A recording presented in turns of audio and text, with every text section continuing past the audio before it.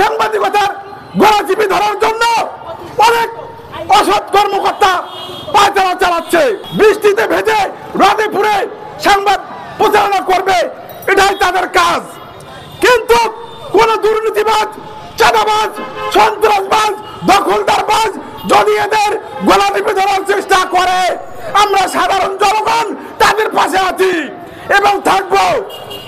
আমি এই দুর্নীতিবাজ ঘুষখোরদের বলতে চাই, আপনাদের যদি এই বেতনের টাকায় না পোষায় তাহলে আপনারা রাস্তায় নেমে অটো রিক্সা চালান।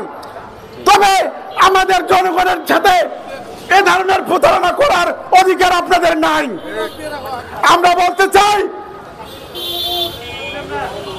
যাদের দুর্নীতি মনোভাব আছে, দুর্নীতি ছাড়া যাদের চলবে না, তারা স্বেচ্ছায় চাকরি ছেড়ে দিয়ে হয়তো বা রিক্সা চালাবেন, নয়তোবা যদি তাদের না পোষায় ভিক্ষা করবেন। জনগণের সাথে অবৈধ আচরণ, অবৈধভাবে পয়সা নেওয়ার চেষ্টা তারা করবেন না এবং এই ঘুষখোর নাজিরকে স্থায়ীভাবে চাকরিচ্যুত করার জন্য আমরা জোর দাবি জানাচ্ছি। সাংবাদিকরা হচ্ছে সমাজের দর্পণ। তারা যদি এই বিষয়গুলো তুলে না ধরে, এই ঘুষ নামক মহামারী যে আকারে ছড়িয়ে পড়েছে, এগুলো যদি সাংবাদিকরা না তুলে ধরে, তাহলে সমাজের দর্পণ যদি নষ্ট হয়ে যায়, তাহলে সমাজকে আমরা দেখতে পারবো না, কেউই দেখতে পারবো না। তাই সাংবাদিকদের পাশে থাকা উচিত। তাদের যে সমাজের চোখকে আমরা যদি অন্ধ করে দেই, তাহলে তো আর কোনো কিছুই আমরা দেখতে পারবো না, সমাজের মানুষ দেখতে পারবে না। যেখানে অন্যায় হবে, অনিয়ম হবে, সাংবাদিকরা যুগে যুগে যেমন লিখেছে তারা লিখবে। কারণ সাংবাদিকরা যদি না লেখে তাহলে কিন্তু বাংলাদেশের অবস্থা আরো ভয়াবহ হবে। আমরা দেখেছি এই ঘুষ, টেন্ডারবাজ কিংবা এই যারা দুর্নীতির সাথে জড়িত এই লোকগুলো যদি মাথাচাড়া যেভাবে দিয়েছে, সাংবাদিকরা যদি না লেখে, আমরা আজকে একত্রিত হয়েছি যে সাংবাদিকরা তাদের চিন্তা চেতনা কিংবা সাধারণ মানুষের পক্ষে তারা লিখবে। কখনোই তারা তাদের অন্যায়ের সাথে তারা আপোষ করেনি, করবে না। আমরা ইয়াছিনের মতো অসংখ্য মানুষ যারা এখনো ঘুষের সাথে জড়িত, যারা লাল ফিতার সাথে জড়িত, কিংবা যারা এখনো তারা চাকরির কথা বলে মানুষকে জিম্মি করছে কিংবা মিষ্টি খাওয়ার কথা বলে জিম্মি করছে, সে সকল মানুষকে আমরা সাবধান করে দিতে চাই। তারা সাবধান হন। যারা সাংবাদিকদের বিরুদ্ধে তাদের লেখনী তারা লিখে যাবে, আপনারা যদি সাবধান না হন, লালমনিরহাট যুব সমাজ রুখে দিবে। আমরা তাকে শুধু বহিষ্কার না, তাকে কঠিন থেকে কঠিন শাস্তি দিয়ে ঘুষখোর, চাঁদাবাজি, টেন্ডারবাজিরা যাতে সাবধান হয় যে একজন ইয়াছিনের ঘুষ নেওয়ার অপরাধে কি পরিমাণ শাস্তি হয়েছিল।